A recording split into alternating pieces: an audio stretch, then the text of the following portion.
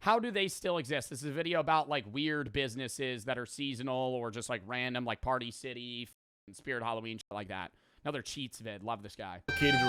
America has a complicated relationship with consumerism and capitalism. Like, we've built entire cities around shopping malls. Was that AI? There's somebody who's balancing that on their... Not that. That's AI. Capitalism. Like, we've built entire cities around shopping malls. We put Bed Bath & Beyond coupons in a kitchen drawer. Didn't Bed Bath & Beyond go bankrupt? No, they don't exist anymore. Oh my god, they do. The brand operates as an online retailer now. They don't have any in person. Yeah, dude, walking into a Bed Bath & Beyond was like actually just slop. Just like kitchen knives, blenders, beds, and then like a toy section.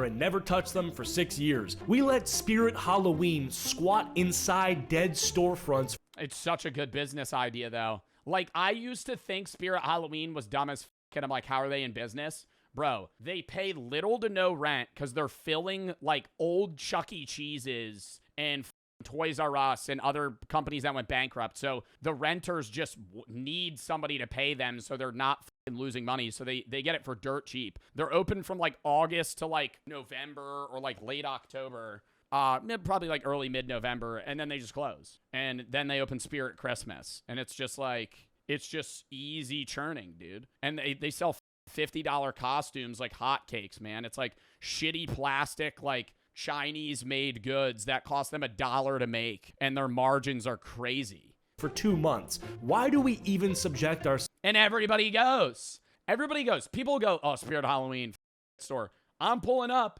Everybody's going. During the Halloween time, I'm going, oh, I got to pull up, see what Spirit Halloween's got going on this year. Oh, look, they have more Fortnite costumes. Oh, my God, this year, guess what? Burnt peanut costume. Oh, my God, crazy. TBP Halloween costume. To walking into some of the worst... Holy fuck, I could be the burnt peanut Sprite. ...stores of all time. For $70. I genuinely don't understand how some of these places are still... Hawk Tua shirts. ...open to some of the worst stores of all time. I genuinely don't understand how some of these places are... Bear and Nikki. Oh. Don't even get me started, bro. That's the Halloween costume of the year, brother. Oh, my God. I guarantee you, 80% of Halloween costumes you see on social media this year are going to be Nikki and Bear. Are still open. Not in like a deep philosophical way, just like who's still going? Who's looked at Five Below and thought, yeah, this is great. Who's keeping Party City alive? I need to know. So today we're going through the worst. Five Below fucking blows cock. I hate that fucking store. More and more of their store is more than $5. How are you going to call yourself Five Below when half your store is Five and Beyond? Like, the entire back half of a Five Below is Five Beyond. So it's like, what, in 20 years, are we going to have to change the name of the business, Poundland? But even then, like, you could have a dollar store, like Dollar General.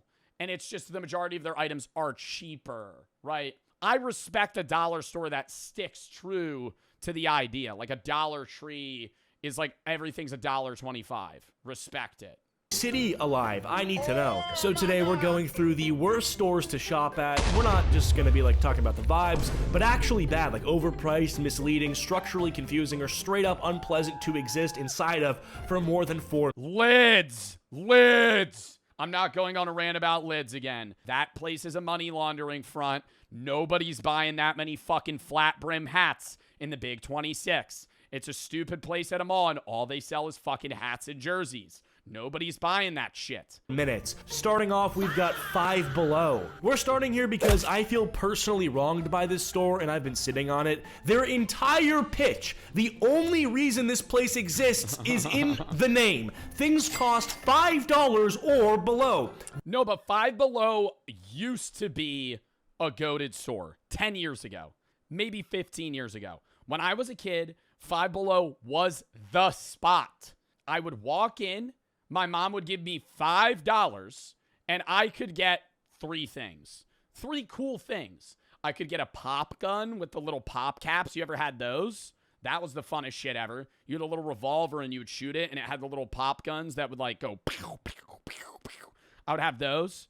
I could get a little ball. You know, maybe a little slime toy as well. Or if I wanted candy, I could get candy for, like, $1. That's the deal. You walk in expecting this cheap stuff and you walk out with cheap stuff. Very simple agreement between a store and a customer. Except at some point they added a section called 5 Beyond, which is Yeah, $45. Like, that's what annoys me. If the 5 and Beyond section was like items that were in the range of $5, but we're just having like $10 Lego sets or, you know, a little water bottle, sure. Why are you selling a fucking vinyl player, you know? Why are we selling a vinyl player at Five Below? $45 too? $5, it's 10, 15, sometimes 20. And it's not like in a different part of the store or color coded. It just kind of sits between the same shelves next to the $3 slime kits and the off-brand earbuds. A small sign that says Beyond, like that explains anything. So I bought a Bluetooth speaker thinking that it was $5. It was Bro, I used to buy the water. I bought the water speakers at Five Below. Nah, they always have my respect for that. These. Okay.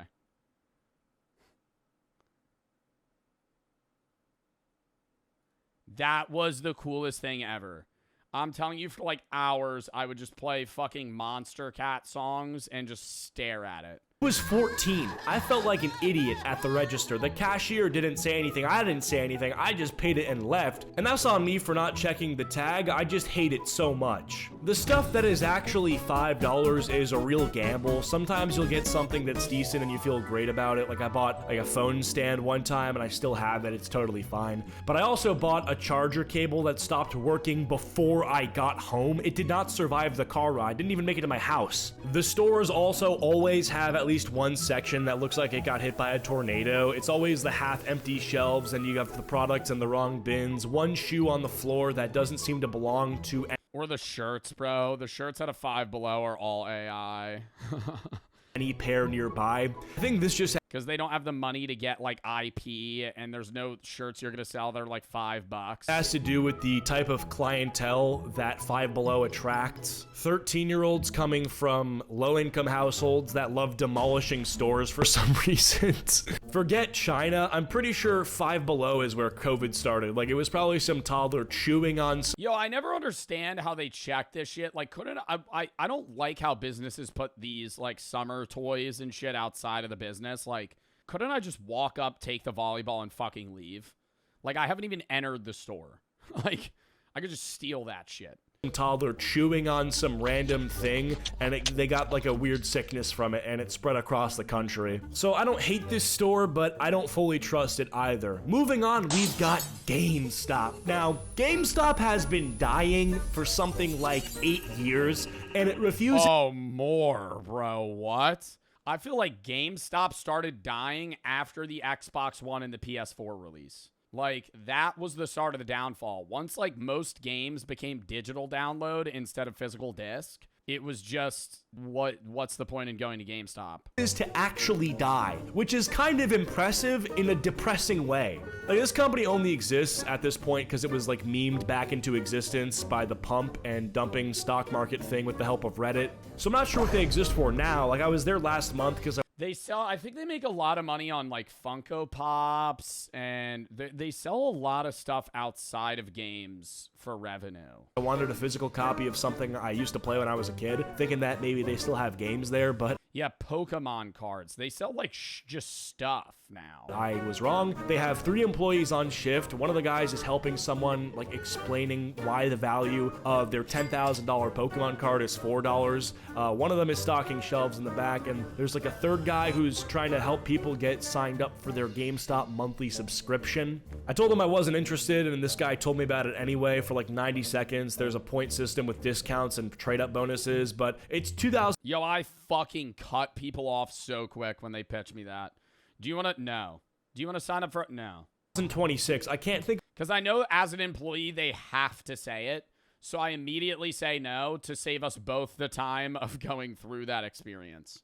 I'll just be like, hey man, you don't need to give me that pitch. If any reason, I would actually go back to GameStop after this moment. That's like the whole GameStop experience, by the way. Like, the prices are also generally difficult to understand. Used games that you can get on Steam for $1 or $2 are sitting behind their glass case for $25. I don't know who's making these pricing decisions, because the people who still shop at GameStop are exactly the kind of people who already know how bad the prices are and will tell you immediately. It's funny because the game I was trying to buy was actually being traded in by, like, I think the only other person there. It's Red Dead Redemption 2 for the Xbox 360. So if you Yeah, that's what you do. You go, actually, bro, before you trade that into the Xbox, or before you trade that into the GameStop employee, I'll give you $10 for it. He's going to give you $2 in Steam credit. I'll give you $10 right now. You think about it, I could have just removed GameStop and paid this guy in cash, right? Yeah. He gets a good deal, I get a good deal. GameStop doesn't touch anybody in their butthole, except that's exactly what they did. Now, it would have been weird for me to, like, stop the guy in the middle of his transaction and say, hey, like, can I buy that off you? Because I just feel like we get in trouble or something. I don't know, trespass from GameStop, which is not even a bad thing, but, you know, you don't want the cops involved. But yeah, this guy got, like, what, 10 or 20 bucks for the game that I ended up paying 34 or 25 for. I don't know. It was ridiculous. I pretty much watched them pocket money for doing nothing. And it's not even like the poor employees that are getting paid minimum wage get a cut of this. It's all going back to the corporate overlords. But honestly, the pivot to them selling like Funko Pops and Pokemon cards says a lot. Like, they really know they're not a game store anymore. They're just kind of a hobby shop that's used to sell games, which is fine, but It's a nerd store now. And I don't mean that in like a bad way. Like, I like video games and Funko Pops and shit like that. It's just like they've turned themselves into like not a game store anymore. It's just like, okay, this is like shit for nerds. I guess it's just sad to watch what happens over the course of several years in real time. Like, I'm sure if you've had a GameStop in your hometown, it probably closed up and like something came in place of it, which is very sad, because I will be honest with you guys, I feel like GameStop could have and should have been a spot for nerds to meet. Kind of like Starbucks for Steam users, but yeah, I don't know. The money wasn't there. Sad. If they expanded GameStop to have LAN spots, kind of like Japanese internet cafes, I think that would be a good idea. Like, if they were able to change where GameStop locations are slightly to where they're not just in malls. Maybe you keep them in malls, test it out, but have a few locations where they kind of, create it into an esports center where the front end of the store, kind of how like trading card shops make their money through trading, but you could also pay like $5 and you could use the table or whatever games and shit they have. You could just like rent a PC for like $20 and do LAN shit with your friends. Like, you know, people would do that, bro. Like, even if you have a fucking PC at your house, like you and your 5 friends just pull up to a GameStop, you get a little private room. It's more of an investment on their end, so I don't think they would ever do it because it's just too risky. But like, dude, that's like something that doesn't really exist that heavily in the US that would definitely do well. Like, the idea of being able to hang out with like 5 of your friends at a LAN, you all pay like $15 and you get like 2-3 hours of like gameplay. You could sign into your own accounts, play ranked together, sitting right next to each other. Like, moving on, we've got Bath and Body Works. Now, I have to be careful here because there's a lot of people who genuinely love this place, and you got people who treat it like...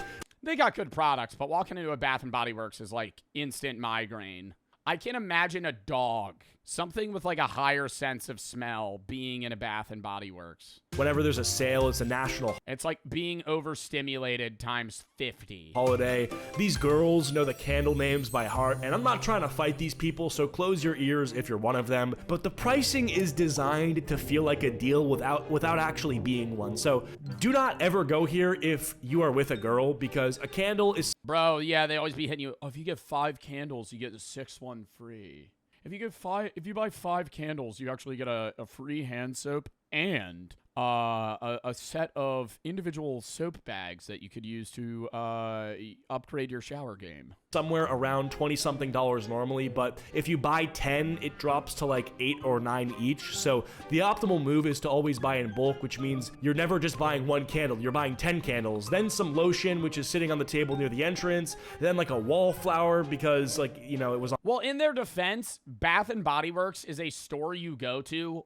once per year. The idea of Bath and Body Works is they give you this shit, so it's like, okay, I'm not going to buy 1 candle. I'm going to buy 10 candles. I'll be able to gift 3 of them, and the other 7 I'm just going to use myself for the rest of the year. Sale. So you've spent like $160 on things that smell nice. Girls love this shit. Girls will defend Bath and Body Works like it's their religion, but it's not really a good deal. Like you have to buy in bulk, so you think you're getting a discount, but you wouldn't have bought in bulk if you weren't getting a discount. So it's kind of like not really a discount. Either you get what I'm saying or you don't. The scent situation when you walk in is also a lot to process. Your brain sort of pauses for a second while it calibrates, and I personally can't walk past the store in the mall without coughing. Some of the stuff does smell nice. Other stuff just smells wrong. I don't know. I respect the business model, but I feel like it's just not for people who like money or like saving money. It's for girls that want to do impulse purchases because of their like sinuses being stimulated. All right, moving on, we've got Spirit Halloween. Bro, but that's the thing. If I ever go to like a Bath and Body Works or a candle shop, I'm getting like one of 4 scents. Lavender, vanilla, pumpkin spice, maybe like a pine. Like I love like a pine tree smell. Like, I'm usually not getting anything that's, like, that crazy. It's usually, like, 1 of 5 smells. Now, Spirit Halloween exists for maybe 8 weeks a year and somehow still manages to be one of the more frustrating shopping experiences of the whole year. Every Spirit Halloween is inside a building that used to be something else, like a Pier 1, a Bed Bath & Beyond, a Toys R Us. The ghosts of... It's usually like a Toys R Us. It's a big store, usually, because they need a lot of space. The previous tenant is always there, like the old shelving units that don't quite fit the new inventory or the layout that made sense for a furniture. No, they put up their own artificial walls, and that's the funnest thing about a Spirit Halloween. If you go to a Spirit Halloween, go to the back wall, and like you could look through the cracks and just see like the back half of the store just full empty. They always buy spaces that are too big, and they don't have enough stuff to fill it. Furniture store. So they create their own setup most of the time. But not for a Halloween pop-up. I think Spirit Halloween's fun to scroll. I just never understand like the overpriced lawn shit, like the Freddy Krueger or, you know, Texas Chainsaw Massacre stuff, or like they have like a witch that's out front. It's like $1,000, and you could have like your own fucking electronic thing. I've never seen one at a house. I've seen people with like Halloween decorations that are like expensive, but it's never shit from Spirit Halloween.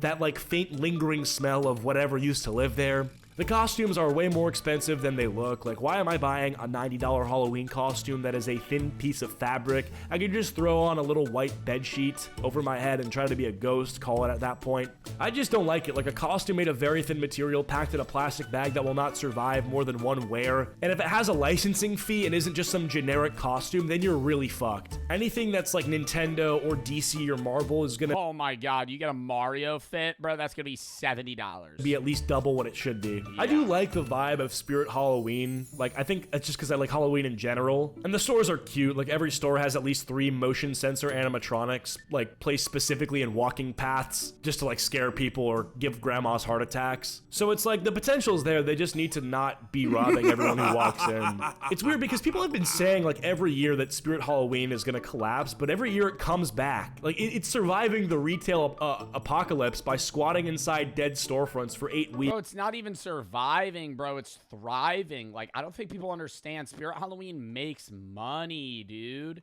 Like, even online. And then vanishing. Like, it makes sense. I guess I get it. Like, if you show up even close to Halloween, there's nothing AI left in that store. Like, people really do clean them out. Like, the logistics involved in this store are pretty impressive.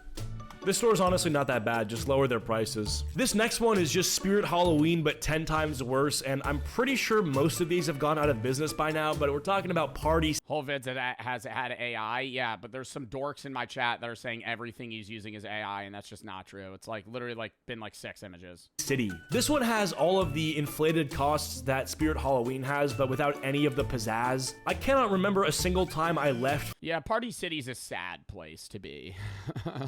Party City has like a wall of outfits that are usable at any point, and then just like streamers, like loose bags of balloons. It always has a very plastic latex smell. Feeling like something went smoothly, like something's always off. Like, I don't understand how anyone can spend more than $20 a year at Party City. It does not make sense. Everything that I have not been in a Party City in 5 years. Makes sense for Party City to sell, Spirit Halloween does better. And then for the rest of the stuff they sell, there's always some other store that does it better, like napkins or balloons or whatever. These are all things you can get. You just buy it online. Like, I hate saying that because I know it, like, ruins retail stores. But if I ever need, like, fucking party supplies, I'm just buying that shit on Amazon. Like, I'm not going to Party City, so you're not even saving money. Most of the time, it's probably going to be more expensive at Party City. At like a general convenience store or like a Target. And Party City knows this. Like, they've been closing locations. There was a bankruptcy filing at some point, I think. Yeah, I can't even imagine being like the CEO of a fucking shit-ass company like that. The whole trajectory is just sad and also incredibly predictable. And I don't know why they haven't figured out a way to actually compete. Like, maybe they should start a subscription service and start selling Pokemon cards like GameStop. Listen, I still shop at some of these places occasionally, but a lot of these stores are just dying and it's sad to see. It's like a wilted flower. I guess just retail is in a generally rough place right now. Like, half these stores feel like they're running on pure inertia. No one's really made a decision about the direction of these stores in years, and they're just open today because they were open yesterday. But yeah, if you think a store should be next on the list, drop it below. I'm curious what you guys have got. Follow me on I mean, no, yeah, I think they're open today because they were open yesterday, but, like, there is a clear crumbling in the retail space. Like, if you've been to a mall, like, there's a few malls that are obviously always going to be, you know, popping, like Mall of America or, you know, ones that are just huge, like King of Prussia malls. But if you have, like, a local mall near you, or you go to one that, like, you pass that's just, like, a smaller mall, dude, like, 80% of the shit in there is going to be empty. You're going to see the staples, like, you're going to see an American Eagle, you're going to see a Dick's Sporting Goods. You're going to see a GameStop or a Lids or some other shit. But a lot of, like, the niche stores that aren't as profitable or, like, more local shops, they're just empty. So it's like you'll pass 3 empty lots and then find 1 open store. It's just, like, sad.